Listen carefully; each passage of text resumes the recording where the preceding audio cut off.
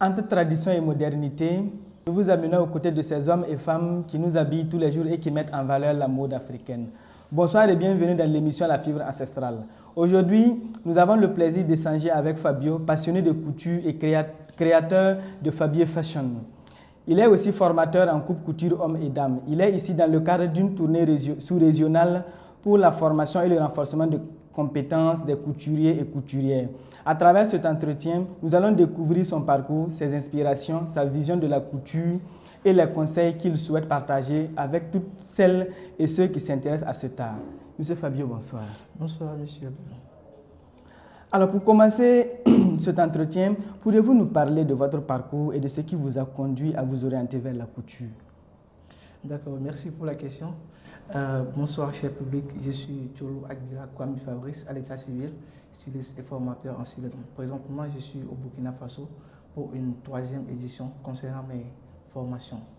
Donc, pour parler de mon entrée en couture, au fait, moi-même, je suis quelqu'un qui était passionné par la couture. Du coup, même depuis l'école, quand je m'habillais déjà, à l'école, on m'appelait Fabio Fashion. Parce que moi, j'aimais tout ce qui est beau. J'aimais être clean. Donc, du coup, ça fait que même les professeurs me disaient qu'à l'époque, après le bac plutôt, je devais faire la couture. Donc, c'est comme ça, après mon bac, je n'ai pas hésité et j'ai commencé. Vous vous êtes lancé dans la couture par passion? Oui. D'accord. Alors, quelle a été vos premières expériences dans le domaine de la couture? Quel ressenti avez-vous eu et comment est-ce que vous l'avez débuté?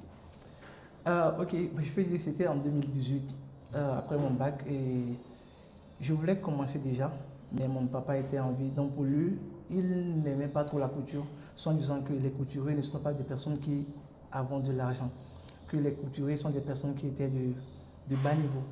Et là, moi, je lui expliquais que non, la vision que moi j'ai pour la couture, c'est pas ça. Donc de me laisser faire. Et il a refusé. Donc du coup, c'est après ça, 2 ans après que j'ai commencé, en 2018, et j'ai commencé. Donc je me suis dit quoi? Je dois faire un truc pour pouvoir honorer sa mémoire. Donc depuis là où il est, il va se dire oui, il avait dit ça. Je n'ai pas cru en lui, mais grâce à la couture, j'ai pu réaliser de grandes choses. Et surtout, mon intention, c'est de pouvoir donner l'envie en plusieurs jeunes de pouvoir s'introduire dans la couture. Lui, le papa, lui, voyait la couture de manière artisanale, alors ça. que vous le voyez d'une autre manière. Moderniser même. Bien modernisé. C'est vrai que la couture a besoin de modernisation. Oui. Voilà. Alors, y a-t-il une personne ou un événement qui a particulièrement influencé vos deux? Vous avez dit que vous avez débuté la couture par passion, oui, et qu'après l'école, vous avez souhaité vraiment faire la couture après le baccalauréat. Alors, est-ce qu'il y a une personne qui a influencé vos débuts ou bien il n'y a pas eu d'événement particulier? Moi, je peux dire qu'il y a plusieurs personnes qui ont influencé mon début. Parce que moi, depuis l'école, je suivais les stylistes, surtout les stylistes nigériens, les stylistes américains. Donc, je voyais déjà leur train de vie et c'était ce que moi, j'avais envie de faire. C'était l'image que j'avais de la couture, ça. Donc, du coup, quand je voyais que ces personnes qui sont des stylistes qui arrivent à réussir leur vie, sont des personnes qui arrivent, quand tu les vois sur les plans internationaux, ils s'en sortent très bien. Et c'est là que je me dis non, plus question de tarder encore, je dois me lancer. Et je me suis lancé. C'est vrai que la couture au Nigeria, c'est vraiment un autre monde par rapport à la couture au Burkina Faso. Mais nous allons y revenir dans la suite. Alors, je voulais vous demander, et quelles sont vos principales sources d'inspiration dans vos créations? Est-ce que vous vous inspirez des gens que vous voyez dans la rue, de la nature, ou bien vous regardez ce que les autres ont déjà fait comme création et puis après vous modifiez? Comment est-ce que vous prenez inspiration pour vos créations? D'accord, merci pour la question. Au fait, moi j'aime trop les choses vintage. J'aime trop les choses vintage. Donc, du coup, quand je vois les tissus vintage, ça me donne envie de pouvoir créer quelque chose avec ça. Et surtout des tissus imprimés par la nature, par exemple les arbres, les oiseaux, des trucs comme ça. Donc quand je vois, ça me donne envie. Et surtout la couture dame, c'est une couture qui me passionne trop parce que les dames ont une morphologie que quand elles portent les tenues, c'est très joli avec lui. C'est vrai. Donc quand je vois comme ça me donne envie de pouvoir me donner le meilleur de moi-même. Alors, vous êtes là dans le cadre d'une formation sous-régionale que vous avez initiée. Je rappelle que vous êtes togolais et que votre atelier principal est basé à Lomé. Voilà, maintenant, vous faites le tour de l'Afrique en général, de l'Afrique de l'Ouest. Vous commencez, il y a le Burkina Faso, le Bénin, la Côte d'Ivoire, le Mali, le Sénégal, pour initier des formations. Alors, est-ce que vous pouvez nous parler un peu de cette formation? Comment ça se passe? Ok, tout d'abord, je dois republier la population burkinabé parce que, à Burkina plutôt, parce que j'ai commencé mes formations au Burkina Faso ici.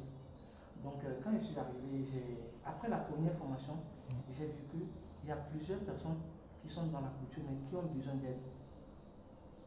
Parce que vous allez voir que quand tu rencontres des personnes, ce sont des personnes qui ont des manquements, si on peut le dire. Donc, c'est là que j'ai dit, après la première édition, pourquoi ne pas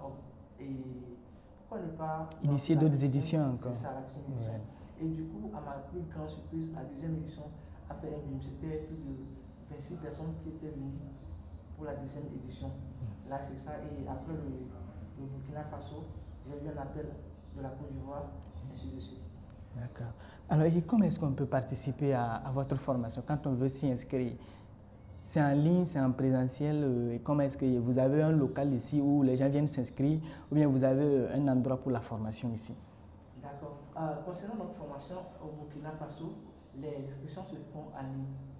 Vous allez vous inscrire en ligne. Bien sûr qu'on a un centre par ici, mais tout se fait en ligne. Le jour de la formation se débute au niveau de PC. D'accord. Là, donc pour y participer, c'est très simple. Vous allez juste nous contacter sur nos différents numéros et vous aurez accès. Concernant le prix, est-ce que le prix est à la portée de tout le monde? Le prix est à la portée de tout le monde. Concernant ce qu'on donne, moi je peux dire que le prix est tellement abordable. D'accord. Alors, qu'est-ce qui vous a motivé? Vous avez dit que vous avez vu que sur les réseaux sociaux que le niveau vraiment au Burkina Faso était un peu bas. C'est ce qui vous a plus motivé à aller vers les gens pour leur octroyer une formation afin qu'ils puissent s'améliorer. C'est vrai qu'ici, en tout cas, on a vraiment besoin de formation. Vous avez dit qu'en plus qu'à la deuxième édition, il y avait vraiment un engouement total. Je suppose que beaucoup de personnes ont vu du bien dans ça et que ça puisse vraiment améliorer leur niveau. Alors, comment vous avez trouvé les niveaux des Burkinabés, des femmes et des hommes burkinabés dans la couture? D'accord. En fait, moi, mon problème, c'est que j'ai du mal à juger les gens. Donc, si je vais donner mon avis, selon moi, c'est pas encore ça. Donc, nous pouvons encore travailler ça pour que ça soit encore plus meilleur, je peux dire. Parce que j'ai fait un constat par ici au Burkina. Après les formations, je fais le déplacement moi-même sur les lieux, les participants qui ont été à la formation, pour voir comment sont les ateliers. J'ai vu que par rapport à mon pays, par rapport par exemple en Côte d'Ivoire, il n'y a pas de l'encadrement. Par exemple, déjà l'état des ateliers ne sont pas ça. Nous sommes en 2025, tu ne peux plus rentrer dans un atelier de couture où tu trouves des pailles, des morceaux de tissu, des trucs qui s'abusent. Non. Et c'est ça. Moi, je pense que c'est la première des choses à corriger sur ce plan. Parce qu'il faudrait qu'on les rééduque. Oui, parce que je vois que beaucoup de personnes ont de l'argent. Ce n'est pas qu'ils n'ont pas de l'argent, ils ont de l'argent. Mais c'est le coaching. En fait, c'est l'enseignement qui leur manque. Et c'est ça la première chose que j'aimerais qu'on entende. Il faudrait qu'on soigne les lieux de travail parce que les ateliers sont à l'image de nous-mêmes. Imaginons nos prix vont en fonction de l'état de nos ateliers. Les gens ne savent pas ça. Et je vois que c'est pour cela que beaucoup de personnes ici n'arrivent pas à gagner de l'argent en couture. C'est vrai qu'ici, le prix pose vraiment problème. Alors, comment est-ce qu'une couture ou un couturier devrait bien s'organiser pour que ça soit vraiment ça? Non. Là, ça, c'est une belle question. Beaucoup de personnes pensent que la couture, c'est de savoir juste coudre. Mais présentement, c'est plus ça. La couture est devenue un autre monde où il faudrait avoir une bonne organisation. Vous voyez, si vous voulez vraiment faire de l'argent, faire des millions grâce à la couture, vous devez tout d'abord, ce que moi je conseille à mes participants, c'est de tout d'abord transformer votre atelier en entreprise. Bien organisé l'atelier. Alors, comment devrait se faire l'organisation, par exemple? Un exemple d'organisation que vous conseillez aux gens. Ok. Par exemple, selon moi, une fois que tu arrives chez moi à Lomé, par exemple, oui, vous allez voir qu'on a une salle d'accueil. Les clients ne doivent pas voir là où vous travaillez. C'est comme si les laboratoires dans les hôpitaux. Oui. Non. Il y a des salles de CH. Oui. Et quand c'est comme ça, tout est respecté. Par exemple, là où nous sommes comme ça, là, vous pouvez avoir une salle d'attente comme ça. Les clients viennent vous accueillir, c'est tranquille. Parce que nous sommes des couturiers, il faudrait couper les choses, il y aura toujours des barras dans l'atelier. Mais quand la personne arrive et voit ces choses-là, ça ne lui donne pas envie de faire sortir ses fonds. Mais imagine un client qui arrive et que tu le reçois, tu lui donnes de l'eau, il est assis, les brasseurs qui sonnent et tout est bien clean et il sent de bonne odeur. Il donne de l'argent facilement. Alors, ce que vous dites, c'est que les couturiers, les couturières devraient bien structurer en entreprise, faire des salles d'accueil, des lieux d'essayage, que l'atelier soit séparé de l'accueil, qu'on ne puisse pas voir qui coupe ma tenue, qui ne coupe pas ma tenue, qu'est-ce qui s'est passé, les morceaux qui traînent par terre. En gros, ça doit être comme, peut-être, on va prendre un exemple, vous avez pris l'exemple de l'hôpital, ça doit être séparé. Très important. C'est l'organisation qui doit y avoir. Moi, j'insiste sur ça. Surtout l'atelier doit être séparé à la salle d'accueil. Même si tu as un petit local, il faudrait essayer de séparer ça avec du pain. Tu vois, par exemple, si le local est comme ça, vous allez séparer ça. Oui. Tranquille, vous travaillez dedans et le client de la cliente reste là-bas. Et c'est propre. Il ne faut jamais laisser le client s'introduire dans votre lieu de travail. Ça baisse totalement votre prix. Parce que je peux dire quoi, c'est comme si, vous allez voir les tenues, quand on coupe les pains, quand des fois tu vois ça, c'est tellement, c'est pas joli à voir. Mais quand la tenue sort, tu vois, tu ne dirais pas que, ah, c'est parti de sortir. Mais quand les clients, eux, voient ça, c'est comme si vous ne prenez pas soin des choses.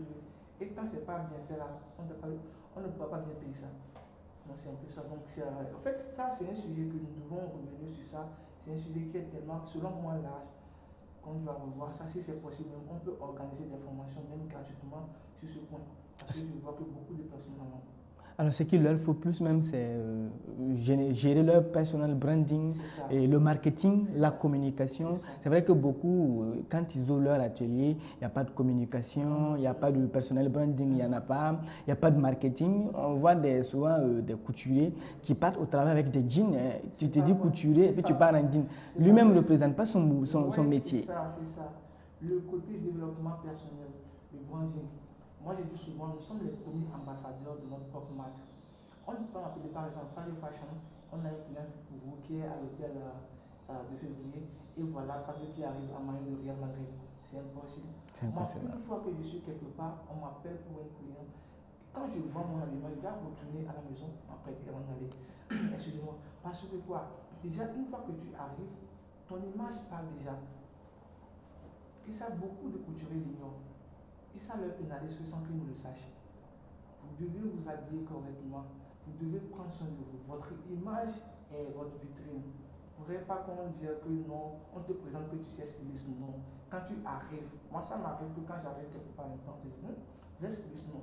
On vous qualifie déjà de styliste à travers l'apparence que vous donnez aux gens. Moi, quand j'arrive quelque part, les gens commencent à commander ce que j'ai porté. Moi, je dis ça c'est une honte pour moi d'aller quelque part pour dire que je suis styliste. Non.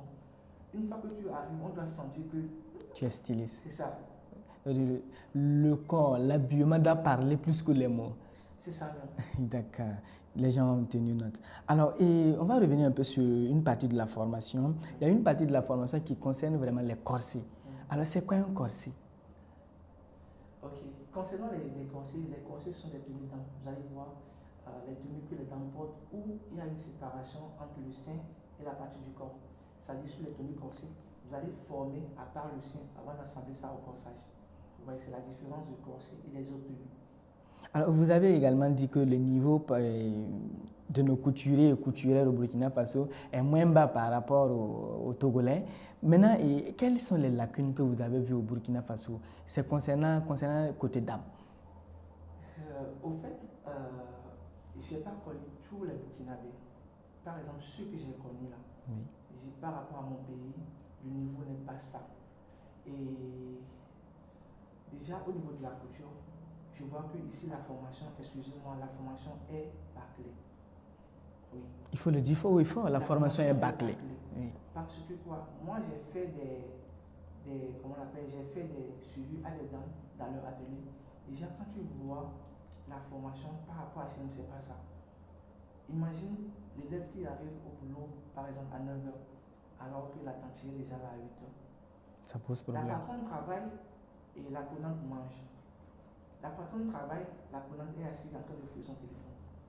Une telle personne ne peut jamais sortir d'une formation réellement.